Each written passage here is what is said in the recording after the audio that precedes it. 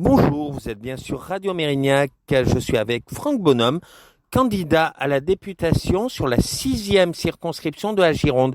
Bonjour Franck Bonhomme. Oui, bonjour. Alors, quand Emmanuel Macron a annoncé la dissolution de l'Assemblée nationale, quelle a été votre première réaction? Alors, j'étais absolument pas surpris, puisque avec mon ami Jean Lassalle, c'est une chose dont on avait parlé déjà 1 an ou 2 ans avant, et on a été un peu pris de court. C'est le fait qu'on pensait qu'il allait dissoudre l'Assemblée nationale juste après les Jeux Olympiques, histoire de redorer son blason, et en fin de compte, il a voulu rester maître des horloges, ou plutôt créateur du chaos, en précipitant cette dissolution juste à la fin des élections européennes. Vous êtes candidat du mouvement de Jean Lassalle. Alors, quelles sont vos grandes lignes si vous êtes élu député? Alors, déjà, il faut que je sois élu député, donc ça serait déjà une grande réussite, une grosse surprise, une grosse claque pour certains, mais pourquoi pas. Les valeurs de Jean Lassalle que je défends sont d'abord, au premier abord, humaines et citoyennes. Donc, on remettrait un peu de bon sens dans la démocratie en instaurant le RIC constituant et révocatoire. C'est-à-dire qu'un élu qui fait pas son travail, eh ben, les citoyens ont la possibilité de le remettre dehors. On remettrait la reconnaissance du vote blanc. Ça, c'est pour les projets démocratiques.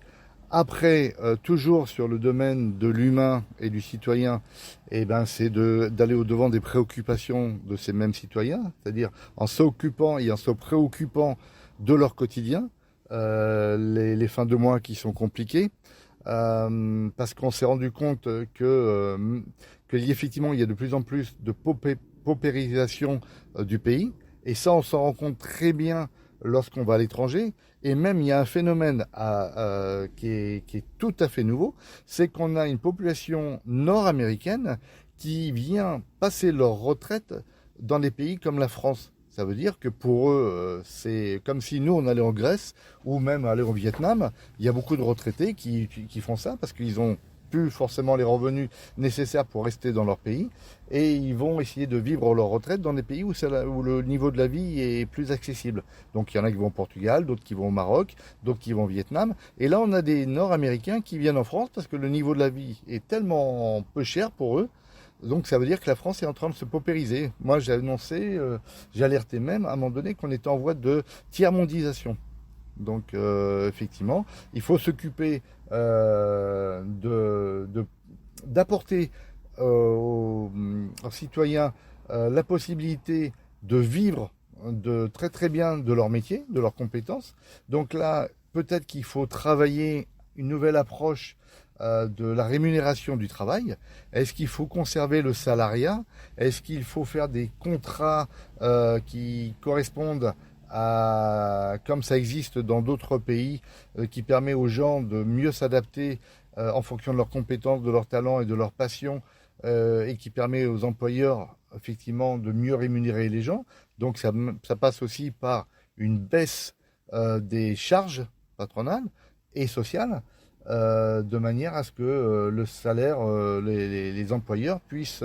Alors, il ne faut pas confondre, hein, quand on parle d'employeurs, de patrons, il ne faut pas confondre les grands et les petits. Les TPE et les PME. Voilà, les tout petits patrons, les artisans, les commerçants, il faut les aider à embaucher. C'est pas normal qu'ils soient taxés aussi fortement pour employer des ouvriers ou des salariés.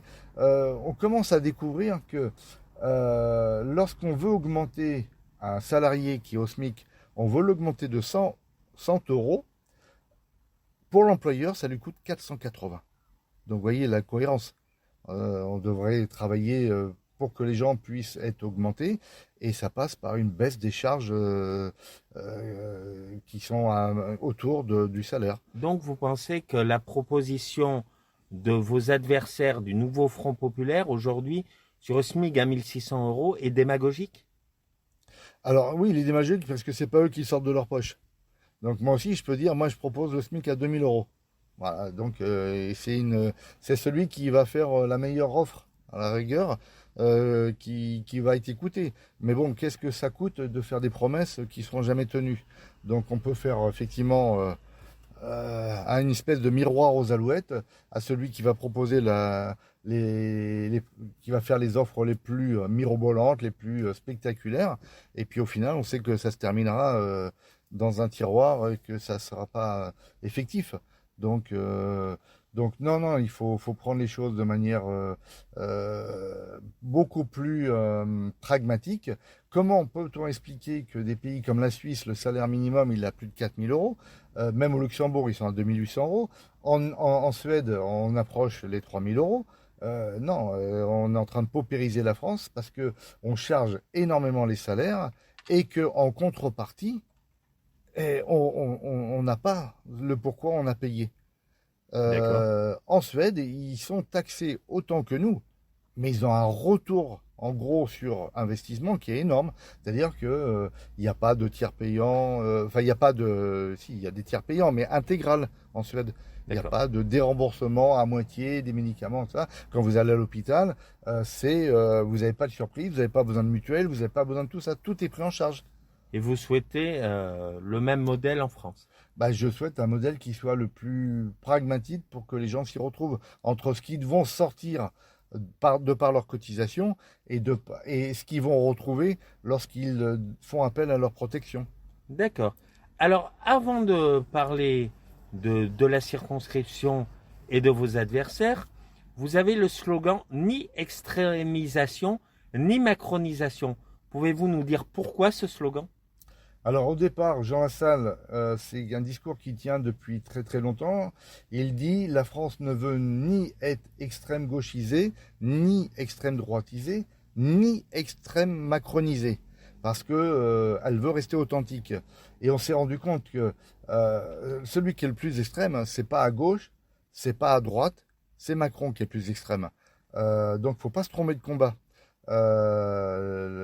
L'extrême droite, c'est modéré, on va dire, hein, entre la création du parti par le père et la reprise en main par la mère, par la fille, pardon. Il y a on va dire ils se sont aseptisés. Ça reste quand même des valeurs dans lesquelles je me retrouve pas et que je n'ai pas envie de faire leur pub non plus. À gauche, c'est pareil, et surtout lorsque j'entends sur la circonscription comme Saint-Jean-d'Illac où je suis résident, que j'entends qu'il faut faut pas faire trop faut pas trop dire de quoi est constitué ce nouveau Front populaire, en faisant croire aux citoyens de Saint-Jean-d'Illac que le Front populaire il est constitué uniquement de socialistes hollandistes, on va dire des socialistes qui bougent pas trop, qui font pas trop de trucs, alors que le Front Ils sont alliés populaire, à LFI et au NPA. c'est pas qu'ils sont associés, c'est que le Front populaire est détenteur c'est Mélenchon qui a lancé l'idée. Et donc, eux, ça leur plaît pas. Et quand je vois sur la circonscription Marie Récalde, qui est une apparatchik du système socialiste, hein, elle fait partie de la mouvance des éléphants, c'est-à-dire ceux qui sont là en place depuis tout le temps et qui vivent du système, et elle accepte de se faire une campagne associée au nouveau Front populaire sans en parler. Ça me fait rigoler, ça me fait doucement rigoler.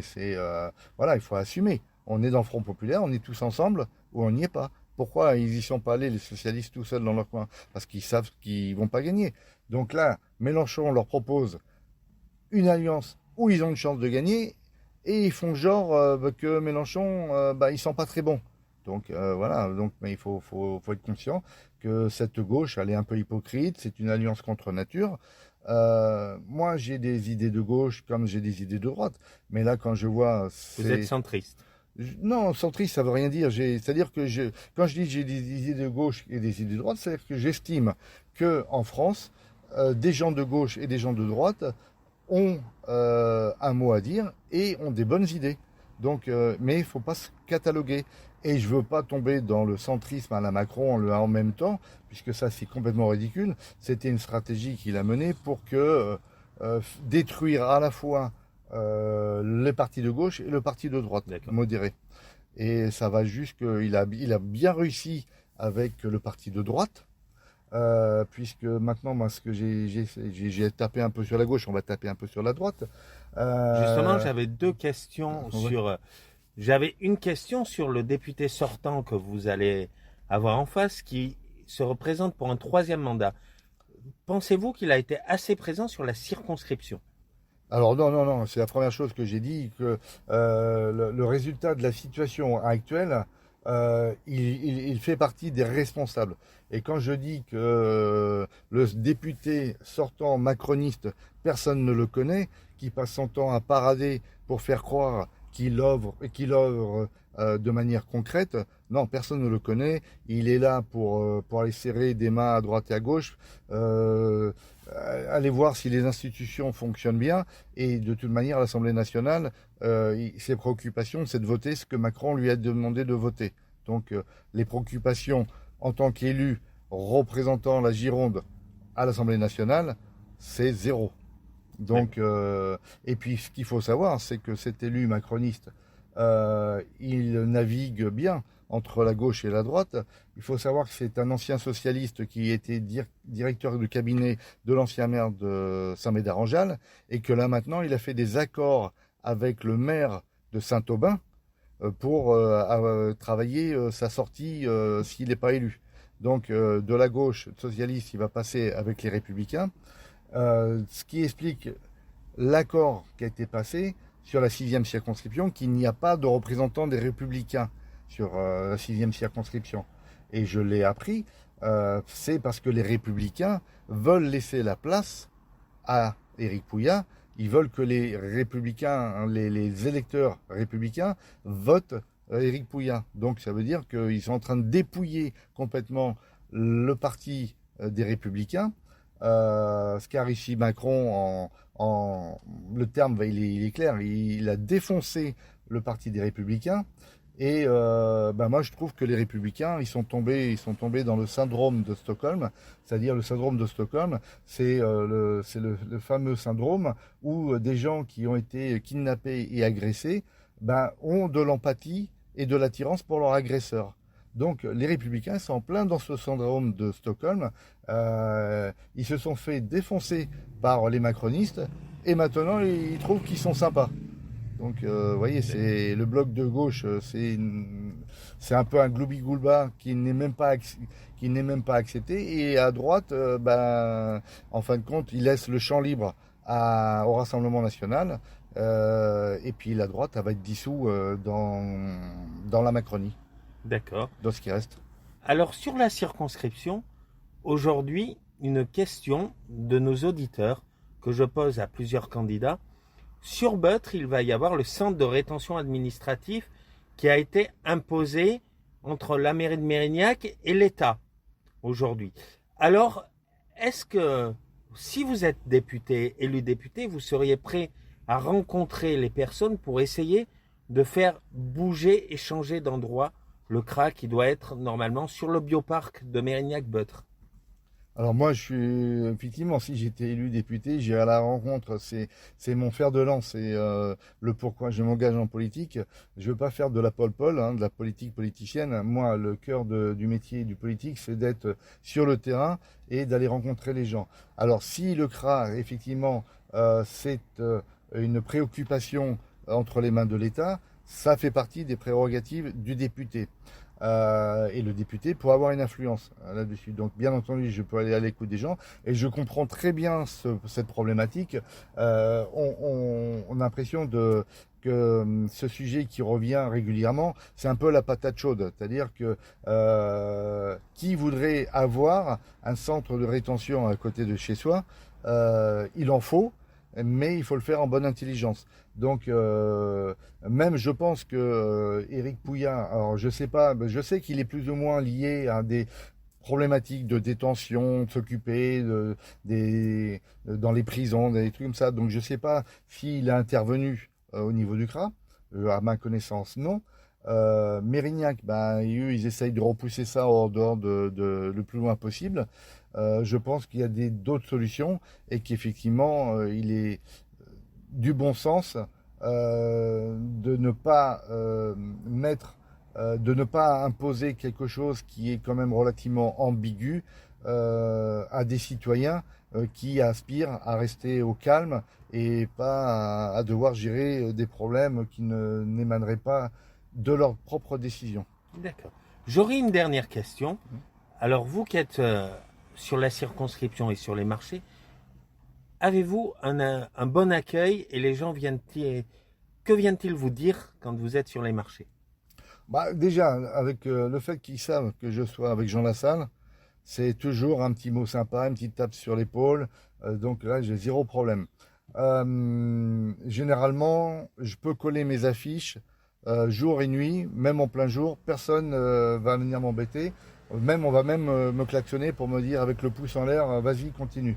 Par contre, où je constate qu'effectivement, où on doit commencer à peser sur certaines villes, et peut-être aussi à Saint-Jean-d'Illac plus principalement, c'est qu'il y en a qui s'amusent à arracher mes affiches, donc ça veut dire qu'on doit commencer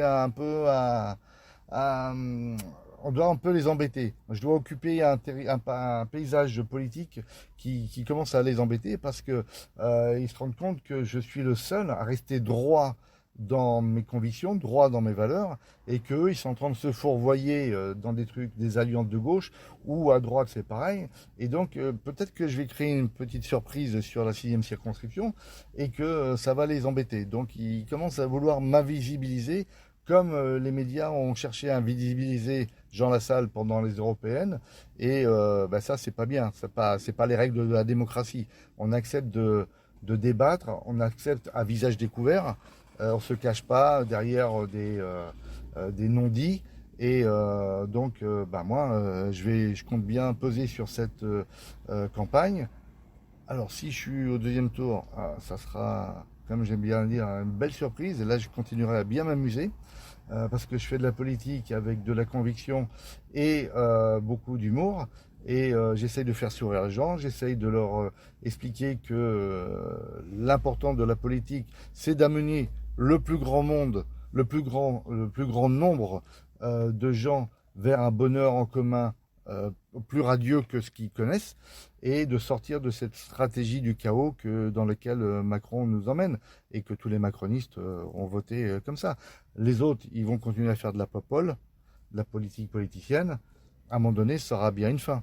Les gens, à force, ils vont tester d'autres voies.